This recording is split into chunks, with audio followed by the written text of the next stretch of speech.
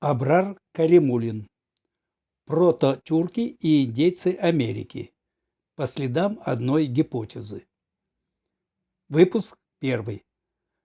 В одном из наших видеороликов мы уже рассказывали об адъюнкт-профессоре Казанского университета Ибрагиме Хальфине и о том, почему его разыскивал американский ученый Отто Рерих и зачем писал ему письма.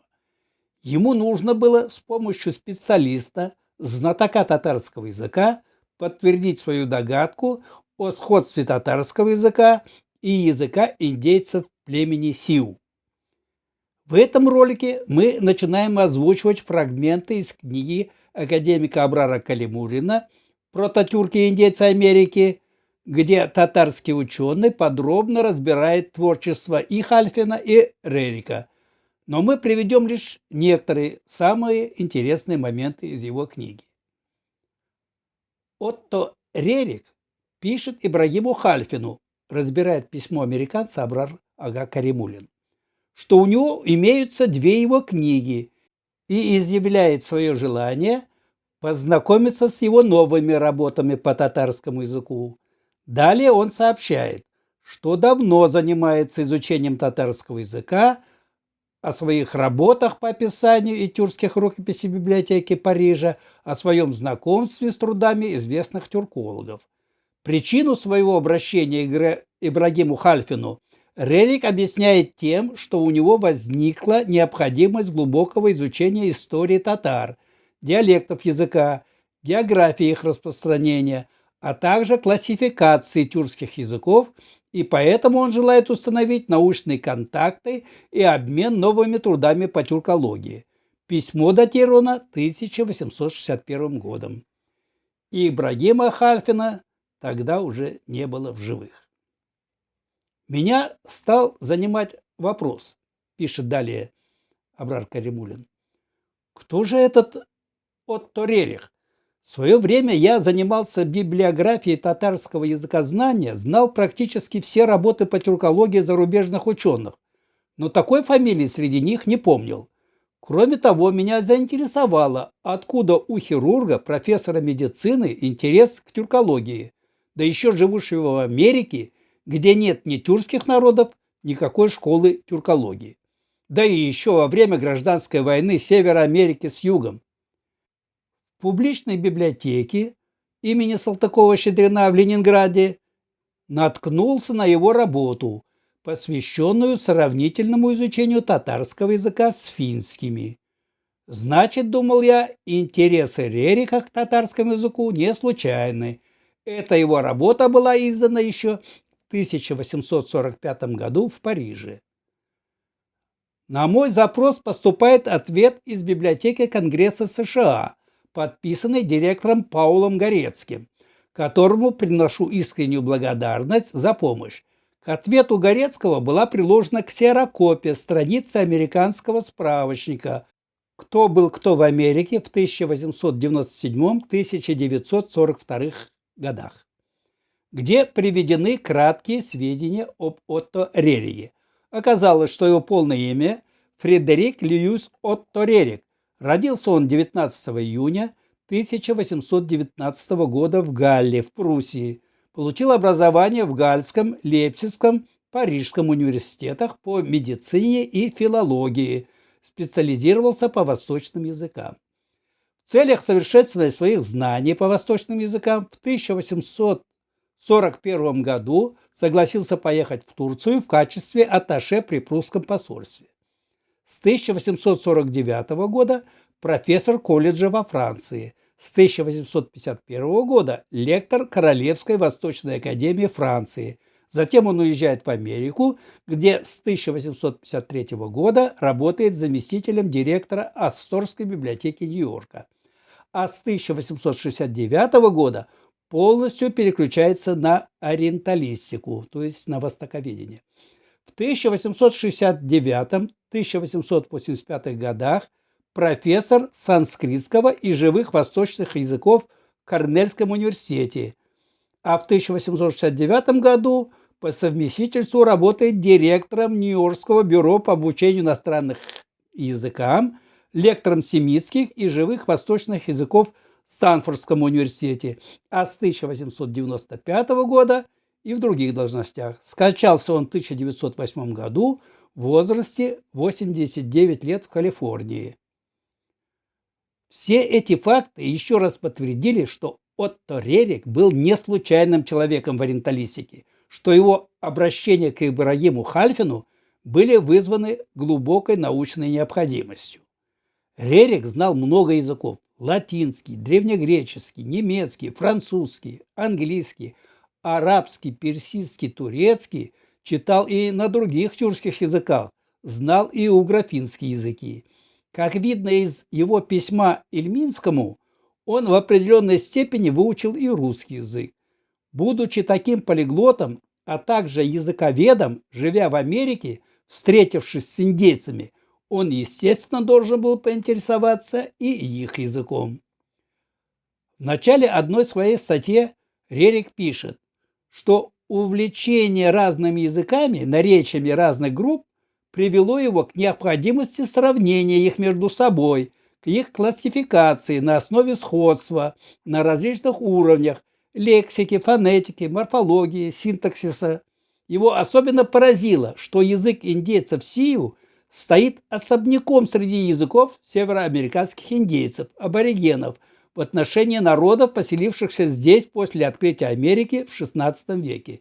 Вот это и натолкнуло его к поиску тех языков, которые были близкими языку Сиу.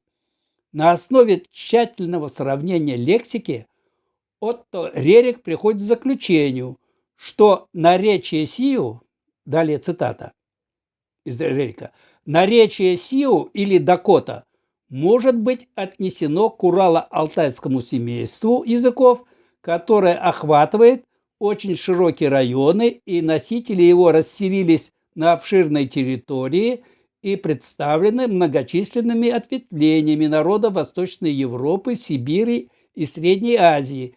Некоторые его ответвления встречаются даже в сердце Европы. Это венгры. Сюда же входят многочисленные и широко распространенные наречия финно-угорской группы.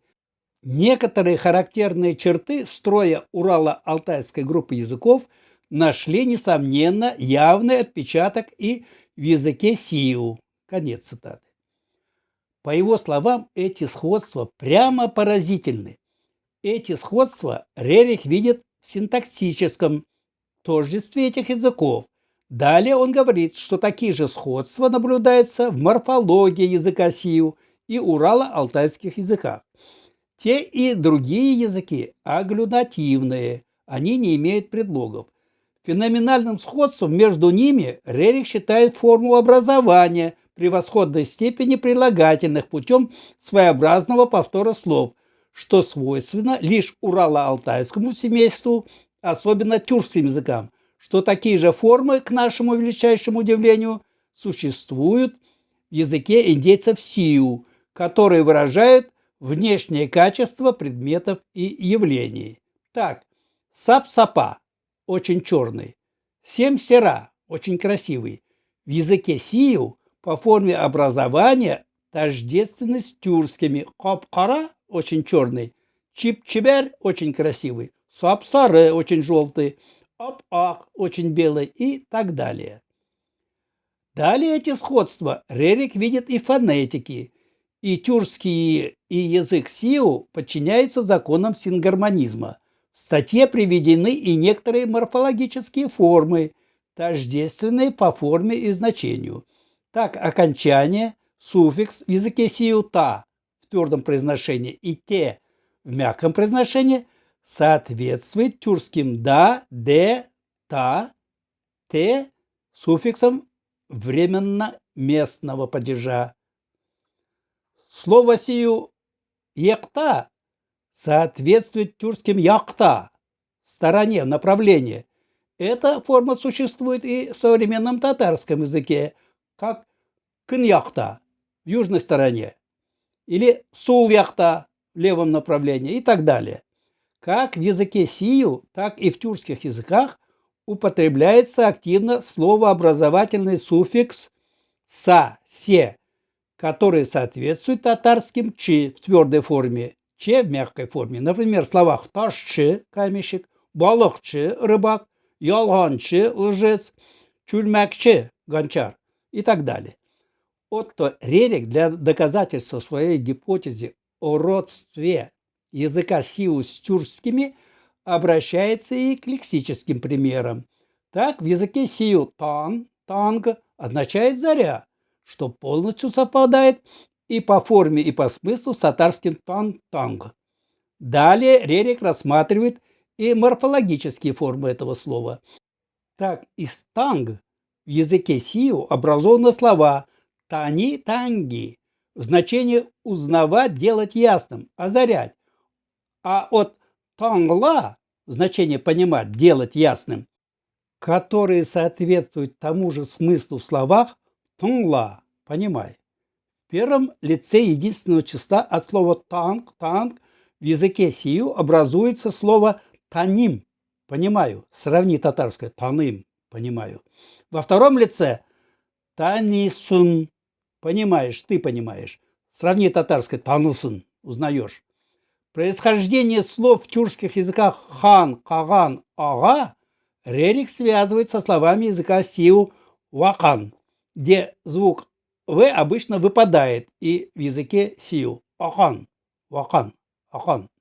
Далее у Рерика приведены и другие примеры, которые, по его мнению, говорят о родстве языка сиу с тюркскими. Это слово «ате», по-татарски «ати», «ата», «отец». «Ине», по-татарски «ине», «инай», «они», мать, мама. «Коке», по-татарски «куке», то есть кукушка, и так далее. На основании этих и других примеров и анализа языка сиу с тюркскими Рерих приходит к выводу, что язык индейцев сиу относится к урало-алтайскому семейству языков. В этом семействе ближе всего стоит к тюркско-татарской группе, что индейцы сиу Америки являются переселенцами из Великой Азии. Отто Рерих считает, что для дальнейшего обоснования этого вывода надо привлекать и лексику индийской топонимии, где должны сохраняться архаические формы лексики языка сиу. Конец фрагмента.